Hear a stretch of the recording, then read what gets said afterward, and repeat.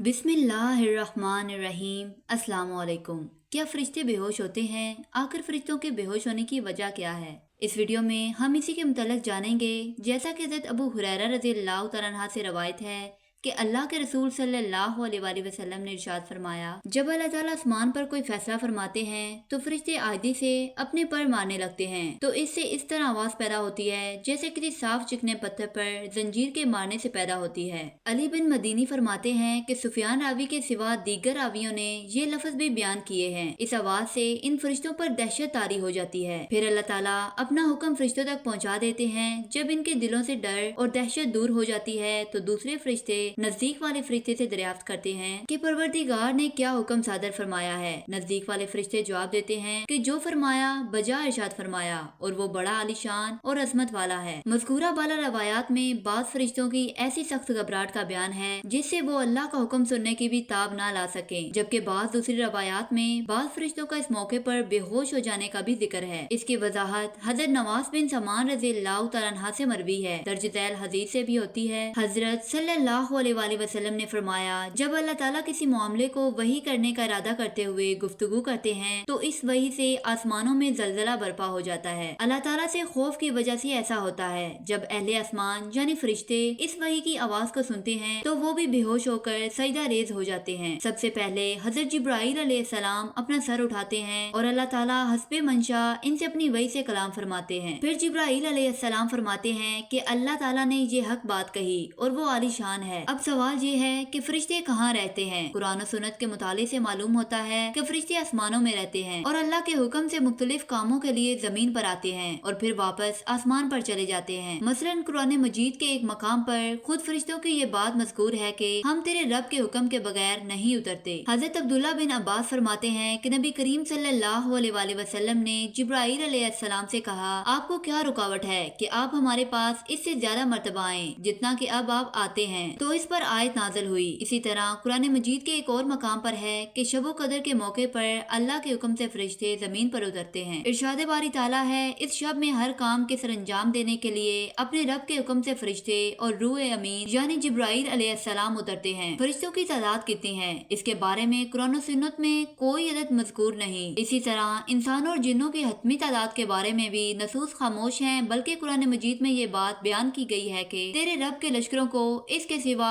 और कोई नहीं जानता। बात आधी से मालूम होता है कि फरिश्तों की तादाद बहुत ही ज्यादा है, बल्कि अंदाजा होता है कि इंसानों और जिन्नों से भी इनकी तादाद ज्यादा है। ये हदीस दर्ज झैल है। हजरत मालिक रज़ियल्लाहु तआला अन्हु से रवायत है कि नबी करीम सल्लल्लाहु अलैहि वसल्लम ने वाक़या मेराज बयान करते हुए फरमाया, फिर मुझे बैतुल मामूर दिखाया गया। मैंने जिब्राइल अलैहिस्सलाम से इसके बारे में पूछा तो इन्होंने बताया कि ये बैतुल मामूर है। इसमें 70,000 फरिश्ते रोजाना नमाज पढ़ते हैं और एक मरतबा जो फरिश्ते नमाज पढ़कर इससे निकल जाते हैं तो फिर कभी दाखिल नहीं हो पाते। हजरत अबू ज़र रज़ियल्लाहु तआला अन्हु से मरवी है कि अल्लाह के रसूल सल्लल्लाहु अलैहि वसल्लम ने फरमाया कि आसमानों में कहीं 4 उंगलियां जगह भी ऐसी नहीं जहां कोई न कोई फरिश्ता सजदा रेज ना हो। हजरत अब्दुल्ला बिन मसूद रज़ियल्लाहु तआला अन्हु से मरवी है कि अल्लाह के रसूल सल्लल्लाहु अलैहि वसल्लम ने फरमाया, अगर सभी फरिश्ते सजदा रेज हैं तो फिर सवाल ये पैदा होता है कि मुख्तलिफ अमूर के अंजाम दही के लिए फरिश्ते आमदरफ्त वगैरह कैसे करते हैं। इस सवाल के पेश नजर बाज़ अहले इल्म ने ये जवाब दिया है कि यहाँ सजदा के हकीकी मैनी मुराद नहीं बल्कि इससे मुराद अतातो फरमा बरदारी है। और बाज़ ने ये जवाब दिया है कि फरिश्तों की बड़ी तादाद सजदा रेज है, इसलिए अक्सरियत के पेश नजर हुक्म लगा दिया गया है। और बाज़ ने कहा कि इससे मुराद 7 आसमानों में से किसी एक आसमान के फरिश्ते हैं, सभी आसमानों के फरिश्ते मुराद नहीं। क़यामत के रोज जहन्नम को इस हाल में लाया जाएगा कि इसकी 70 लगामें होंगी और हर लगाम के साथ 70,000 फरिश्ते होंगे जो इसे खींच कर ला रहे होंगे। अब सवाल ये है, क्या हकीकत में फरिश्तों को मौत आती है? जिस तरह इंसानों की पैदाइश और मौत के मुख्तलिफ मराइल हैं, फरिश्तों के लिए ये मराहिल नहीं है। यानी दुनिया में नए इंसान पैदा होते हैं और पहले से मौजूद इंसान फोत होते रहते हैं। लेकिन इसके बरक्स जब से अल्लाह ताला ने फरिश्तों को पैदा किया है तब से वो जिंदा हैं और क़यामत कायम होने तक जिंदा रहेंगे। और अल्लाह ताला की तरफ से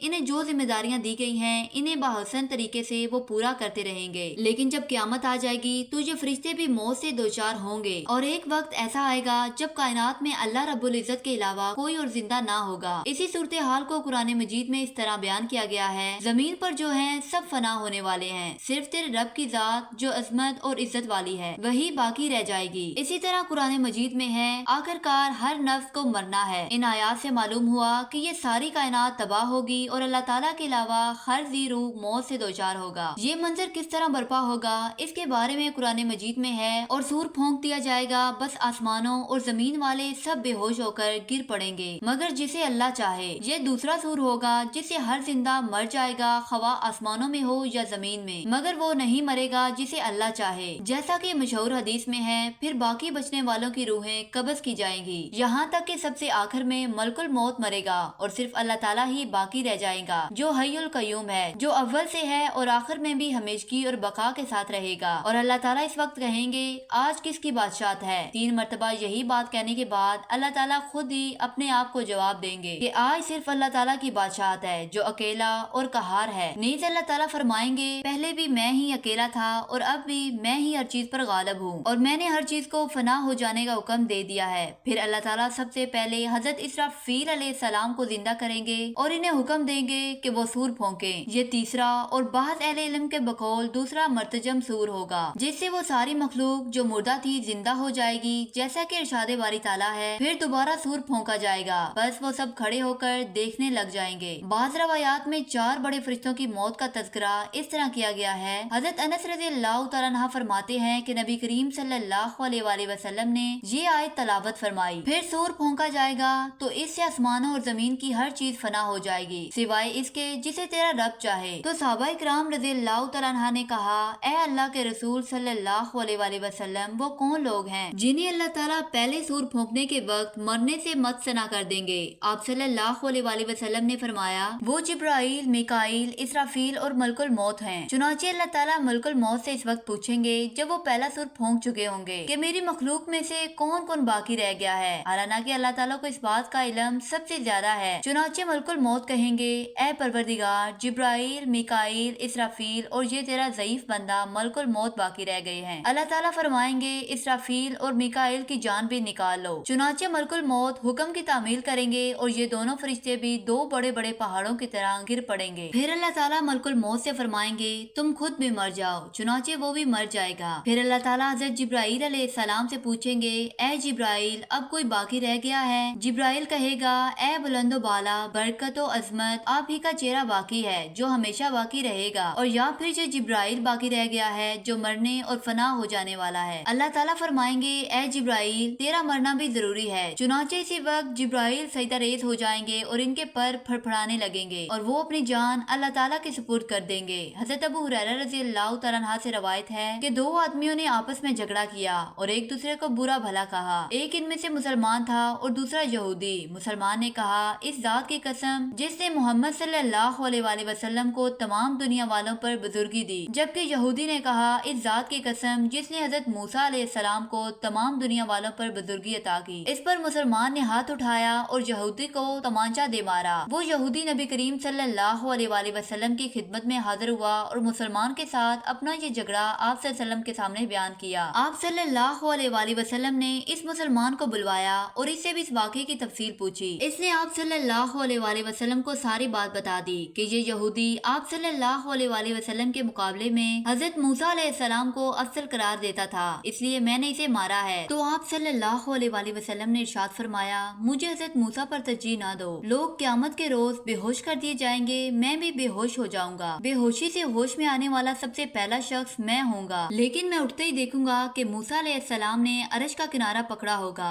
अब मुझे मालूम नहीं कि मूसा अलैहिस्सलाम भी बेहोश होने वालों में से होंगे और मुझसे पहले इन्हें होश आ चुका होगा, या फिर ये इन लोगों में से होंगे जिन्हें अल्लाह ताला ने बेहोश होने से मत्सना कर दिया है। हजरत मूसा अलैहिस्सलाम अपनी जिंदगी में एक मर्तबा कोहे नूर पर नूरे इलाही की किरण पड़ने से बेहोश हुए थे। इसलिए मुस्लिम की मुंदरजा ज़ैल रवायात में ये भी है कि आप सल्लल्लाहु अलैहि वसल्लम ने फरमाया, मुझे मालूम नहीं कि कोहे तूर के मौके पर मूसा अलैहिस्सलाम की बेहोशी को आज की बेहोशी के बराबर करके छोड़ दिया गया है, या फिर बेहोश होने के बाद वो मुझसे पहले उठ खड़े हुए हैं। इस हदीस के पेश नजर बाज लोग ये समझते हैं कि बाज फरिश्तों पर मौत और बेहोशी की ये कैफियत तारी नहीं होगी, लेकिन ये बात गलत है, इसलिए कि कुरान मजीद के अमूम से ये बात वाज़ेह واقعہ ہے کہ قیامت قائم ہوتے وقت ہر ذی روح پر ایک مرتبہ موت ضرور طاری ہوگی۔ امید ہے آپ کو آج کی ویڈیو اچھی لگی ہوگی۔ اگر آپ کو اسی طرح کی انفارمیٹیو ویڈیوز دیکھنی ہے تو چینل کو سبسکرائب کر لیں۔ ملتے ہیں اسی طرح کی کسی اور انفارمیٹیو ویڈیو میں، تب تک کے لیے اللہ حافظ۔